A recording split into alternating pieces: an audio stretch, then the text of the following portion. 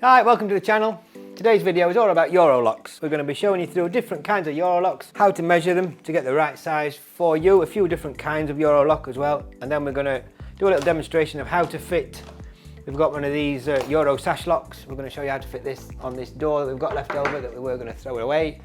So locks for your doors come in many different shapes and sizes, but today we're concerning ourselves with one that is this shape and this size, commonly known as a Euro lock. You can get the larger oval ones, also smaller Euro locks, and we've also got one here which is just for a standard Mortice key, and also for a bathroom lock as well. I think we've got one of those. So a Euro lock is predominantly used across Europe on UPVC doors. So with a Euro lock you'll get a key that looks like this, much smaller than this kind of Mortice key. Like I've said, these locks are predominantly used on UPVC doors, most common type of lock. And if you're moving house and moving into a new house, you're going to want to have to change your locks. So we're going to get a little guide on how to find the right lock for your door. The main differences in these different kinds of Euro locks, which I will say again, Euro locks, is the colour finish and also the dimensions that you find when you buy them. So the overall measurement of this lock is 85mm, and it's critical that you get the right lock by taking into account the dimension to this centre fixing screw there.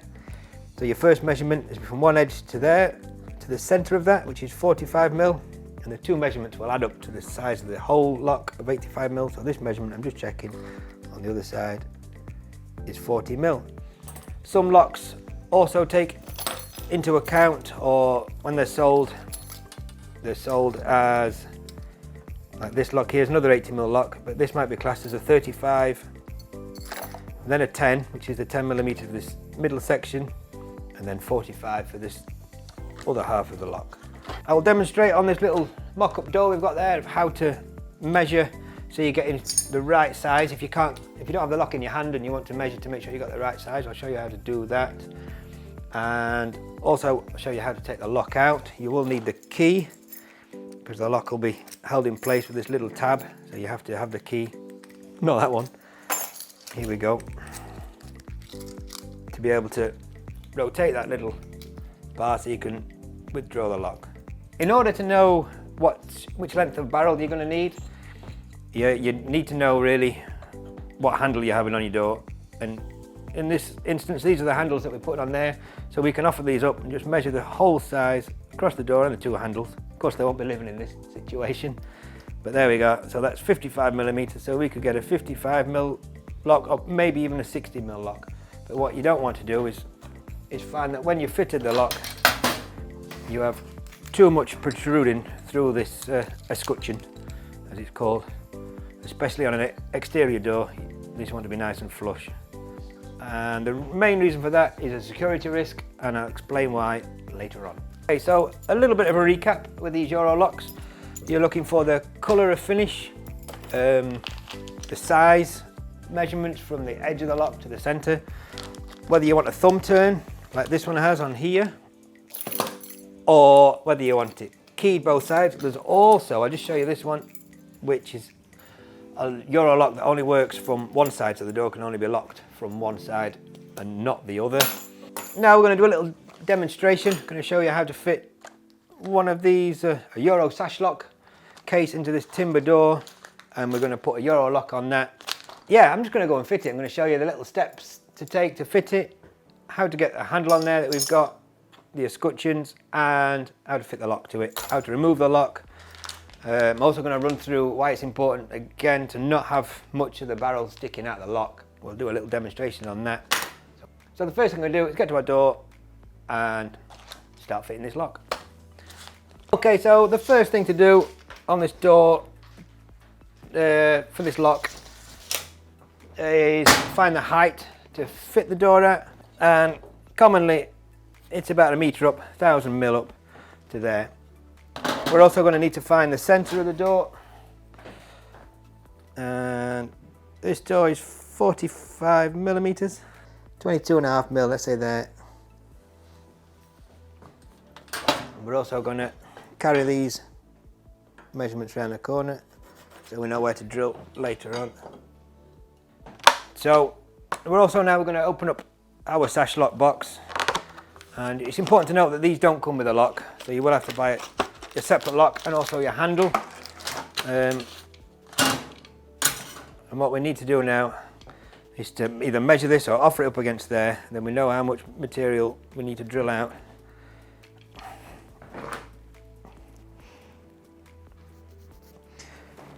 And then we're going to measure. So I'm making sure that I leave enough space so as not to make it tight when we push this in, and I'm just going to extend the mortise that we make a little bit bigger than the size of the lock as well. So it's also important to note that these are left and right handed, so if you need it to latch this way or that way, and then when it's got this cover plate on, it'll hold it in place and won't spin around.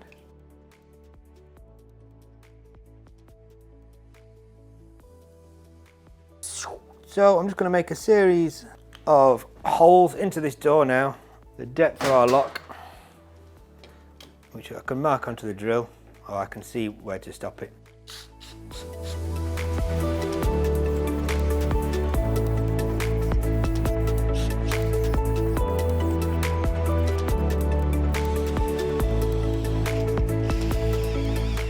This little bit here, I'll glue this bit down and put a bit of filler on there if I need to have to, but the next thing I'm going to do is just go along this line here and just clean out the sides next to the holes that we've just drilled.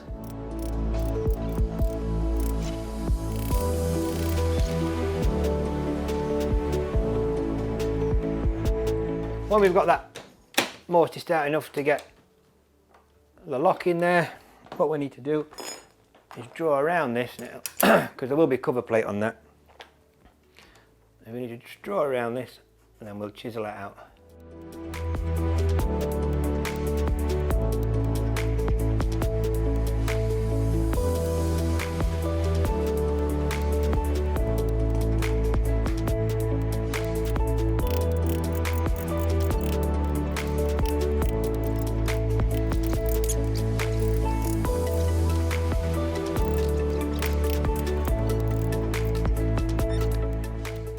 Okay, so I'm just squaring across now from the centre of where the latch goes.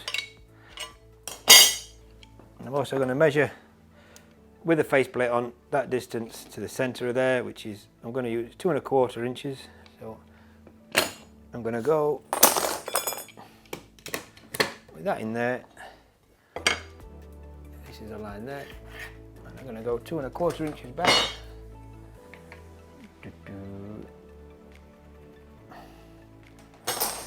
And that's why I'll have to drill for the handle, for the hole for the handle. And then we also have to do the same for the Euro lock.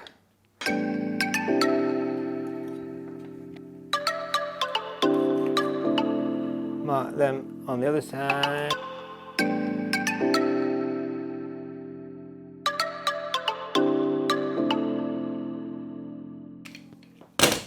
Okay, I've just drawn around that lock just to give me a guide. I'm going to put 2 holes in here and I'm going to drill from both sides. So I'm also going to drill through for where the handle goes through.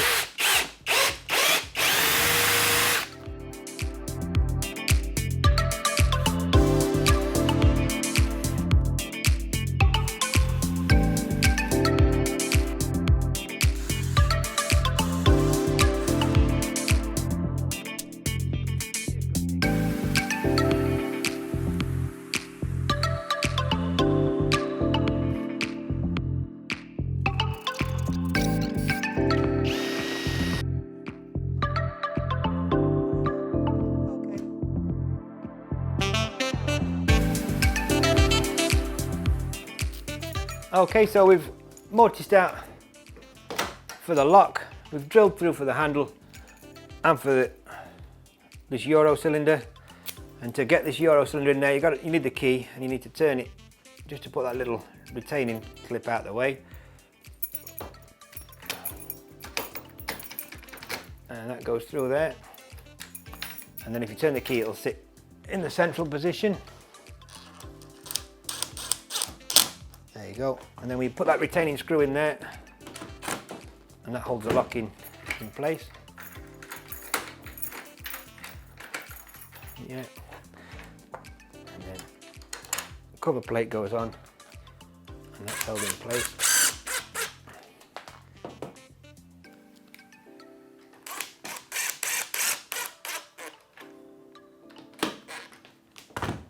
And then before we screw the handles on, I'm just going to check that it's free to move. There it is.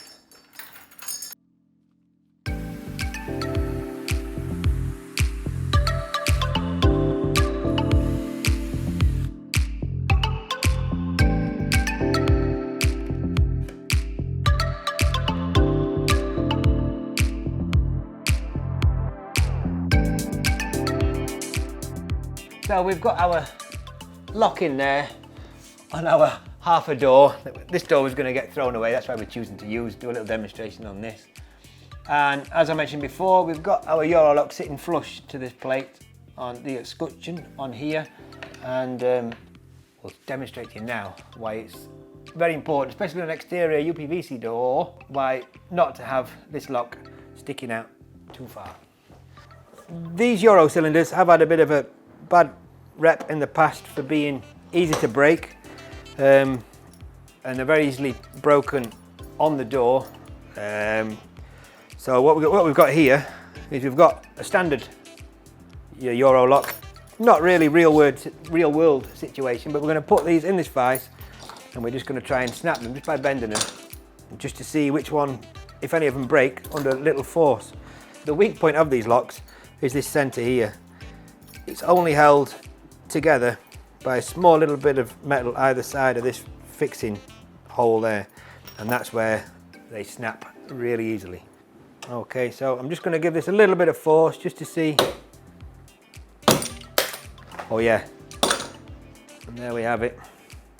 Snap very easily, a lot less the force than what I'd imagined. So the way to prevent anybody from getting hold of the end of your lock and snapping it is to make sure it doesn't protrude past the handle or the escutcheon, whichever you've got on your door. There's always a weak point in your security system. On the standard Euro locks, that's that. So you have to really make sure that you do get the right size lock for your door.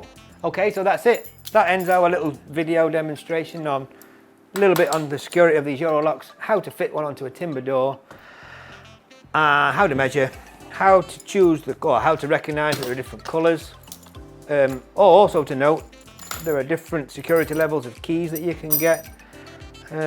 Yeah, hopefully this makes it easier so you can go out and choose the right lock that you need. Thanks for watching. Please check out our channel, loads of other videos on there. Don't forget to like, share and subscribe. Comment below, let us know what you think. We'll see you on the next one. Bye!